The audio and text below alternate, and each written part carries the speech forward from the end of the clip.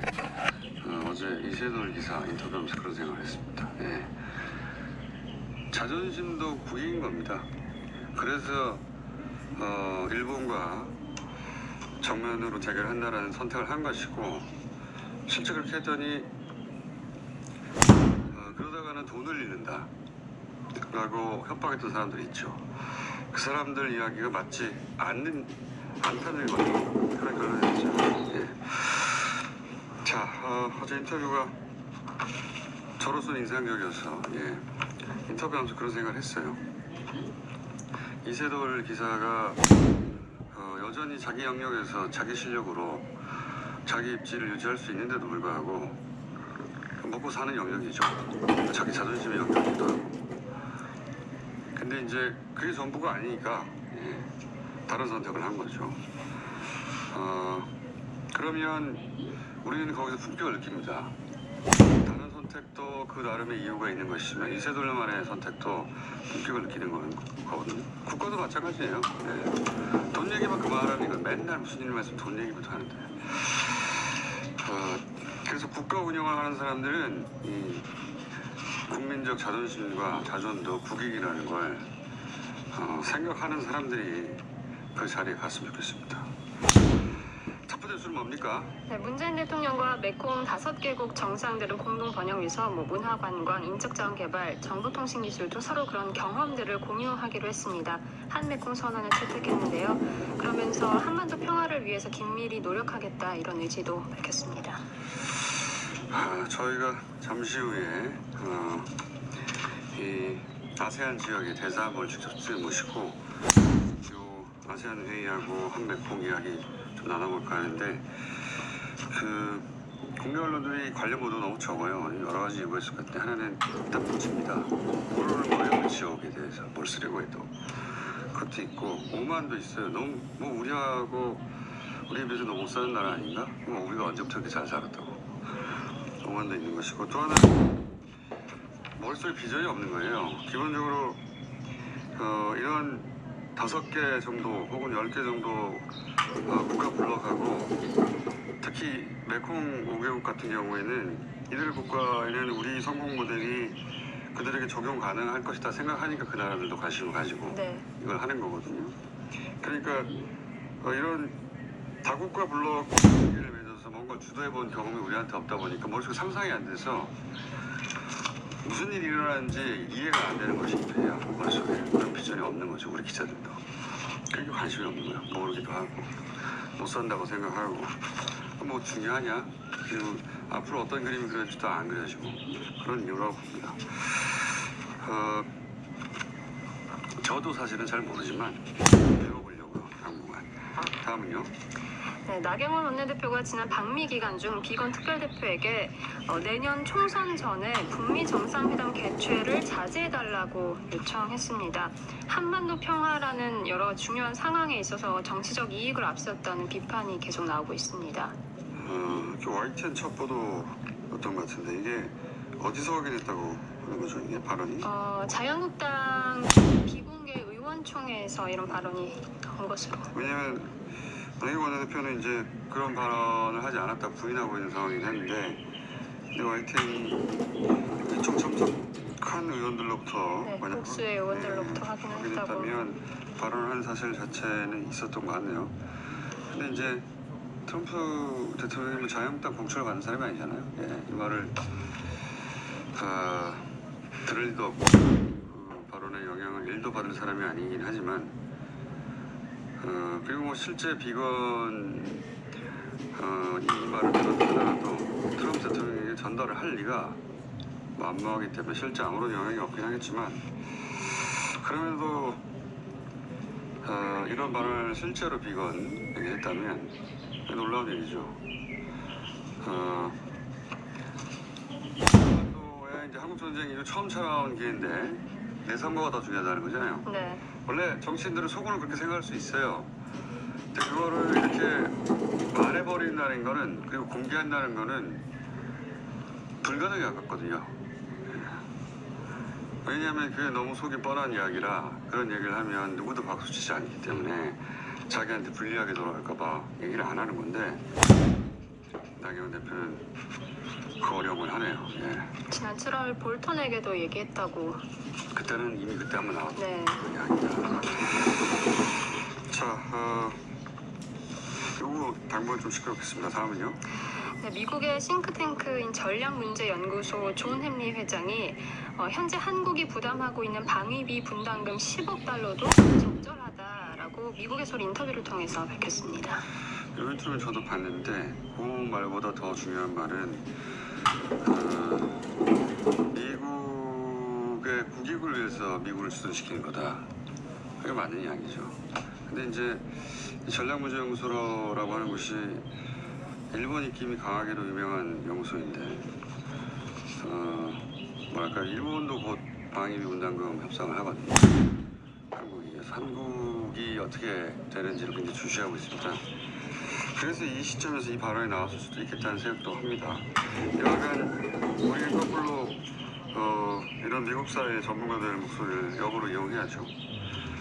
미국이 미국의 국익을 위해서 미국을 주둔시킨다는 이야기는 너무 당연한 거 아닙니까? 예. 거기 무슨 자선단체인가요? 군대가? 그런데 지금 한국이 무언가를 빚지고 있으니 미국에게 더 많은 돈을 줘야 된다고 생각하는 민족을 흔드는 분들이 거리에 좀 있어요. 예. 이분들이 이런 인터뷰를 보셔야 합니다. 네, 안 보시는 것 같아요. 자, 다음은요. 네, 황교안 대표가 단식 8일째인 어젯밤 의식을 잃어서 병원으로 이송돼 응급조치를 받았는데요. 현재는 일반 병실에 있습니다. 다행히도 새벽에 의식을 되찾았다고 합니다. 단식 일수는 좀 짧지만 추운 곳이었기 때문에 네. 체력 소모가 2배는 있었을 겁니다. 예. 기력을 찾았다니 다행이고 이 단식으로 패스트트랙을 하지 못하겠지만 기본적으로 이 단식에 들어갔을 때 당내로부터 굉장히 비판이 있었거든요. 그 본인과 뜻이 다른 총선을 어떻게 치르겠다고 하는 구상이 다른 대부분은 아마 탈당했다가 복당했던 그 세력과의 기싸움에서는 유리한 고지에 올라섰으니까 목적을 달성했다. 그렇게 볼 수 있겠습니다. 예, 병원에 가셨으니까 이제 다행히도 건강을 빨리 회복하시겠죠. 자, 다음은요. 어제 국회 본회의에서 헌법 개정안이 부의되면서 자유한국당은 이제 전략제하게 좀 주력을 하고 있는 모습입니다. 패스트트랙 법안이 통과될 경우 이제 의원들이 총사퇴하는 동시에 총 단식을 하자 뭐 이런 의견도 나왔고 필리버스터로 표결을 지연시키자 이런 주장도 나오고 있습니다. 전원 단식은 뭐 그렇게 하면 코미디가 되는 거고요. 그렇게는 안 할 거라고 보고 총사퇴가 마음대로 되는 게 아니에요. 예, 이거는 본회의에 모여서 저 사람들을 사퇴한다고 사퇴를 찬성하는 본회의 표결을 해야 됩니다. 그럴 리가 없잖아요. 다른 정당에서 그것도 안 될 일이고 나머지는 필리버스트 정도 있는 것 같아요. 필리버스트. 근데 이제 필리버스트는 회기 내에서만 끝나거든요. 그러니까 정기국회가 12월 10일 날 끝나기 때문에 그때 필리버스트로도 막을 수가 없고 거꾸로 이제 왜냐하면 본회의 정기국회 끝나고 나서 임시국회 열어서 통과시켜 버리면 되니까 그러면 정기국회는 그냥 지나가고 임시국회 때 필리버스트를 하겠다는 전략을 짤 수도 있습니다. 어쨌든 정기를 총력을 다할 것 같은데 그렇게 되기 쉽지 않을 것 같습니다. 이 방식으로 저희들은 어쨌든 자유한국당에서는 여러 가지 구상이 있겠습니다. 자, 다음이요. 금융위원회 국장 재직 당시 뇌물수수 혐의를 받는 유재수 전 부산시 경제부시장이 구속됐습니다. 이 사건은 조국 전 장관을 타겟으로 한 거죠. 유재수 전 경제부시장. 그러고 보면은 이런 의미로 볼 수 있습니다. 입시비나 사모펀드나 지난 석 달 이상 굉장히 떠날 수가 있는데 그걸로는 조 장관을 잡을 수 없다고 보는 거고요. 그래서 조 장관을 잡으려고 그 범위를 무한 확장 중이다. 그렇게 보입니다. 어디까지 확장할지 이러다가 내년 업데이트 해가겠습니다. 자, 다음은요. 바른미래당이 다음 달 신당 창당을 예고한 가운데 이정현, 이현주 등 무소속 의원들도 당을 새로 만들겠다 이렇게 선언을 하고 있습니다. 이건 어떤 뉴스냐면요. 이런 이유는 이제 보수대 통합이라는 걸 구상하고 있는데 좀 전에 얘기한 탈당했다 복당한 쉽게 얘기해서 김무성 전 대표와 함께하는 분들 그분들은 해처모를 하고자 하거든요. 해처모일 때 착시 효과를 바라는 거죠. 그때 이현주 의원 한 사람, 이정현 의원 한 사람이 합류하는 게 아니라 당이 여러 당이 그냥 해쳐모여가지고 다 뭉친다는 그런 이펙트를 내기 좋지 않습니까? 그래서 그 혼자인데 당 만드는 거예요. 이 당은 계속 지속될 당이 아니라 그때 해쳐모일 때 여러 당이 무려 3개, 4개, 5개 당이 합당을 위해. 대통합을 하였다라고 말하고 고자 할 때 필요한 정당의 숫자를 만들어가는 중인 거죠. 그런 의미입니다. 이분들이 계속 혼자 정당을 하겠다는 게 아니라. 오늘 여기까지 해야 되겠네요. 혹시 스포츠 뉴스 뭐 있습니까? 네. 홍콩 얘기는 안 전해도 될까요? 홍콩 얘기는 네. 저기 대학교 이공대, 홍콩 이공대 네. 소식이 있긴 있죠. 네. 거기서 사람들이 다 나왔다면서요? 네. 말씀도 안 주셨네요. 네. 저는 이제 시의 양상이 달라질 거라고 봅니다. 새로운 세대, 그러니까 선거가 이 변화를 만든 거거든요. 그러니까 정치 세력화를 시도할 것이다. 홍콩은 기본적으로 계속 얘기했지만 워낙 직선제가 아니라 복잡한 과정을 거쳐서 정치 권력을 선출하는 거라서 내가 투표해봐야 소용없다고 생각해왔거든요. 그래서 정치 참여도가 굉장히 낮았어요. 투표 참여율도 낮고. 근데 이번에 구의원 선거를 계기로 아마도 새로운 세대 직접 정치에 참여하겠다고 하는 새로운 세대 그러니까 길거리의 시위는 저는 약해질 거라고 봅니다. 개인적으로는 모두들 그런 발전 단계를 거쳐가는 건 홍콩도 홍콩 나름의 민주 발전 단계를 거쳐가는 게 아닌가. 그래서 직접 우리 386 세대가 탄생했듯이 홍콩 세대가 새롭게 탄생하지 않겠나 싶습니다. 여기까지 하겠습니다. TBS의 류밀이었습니다.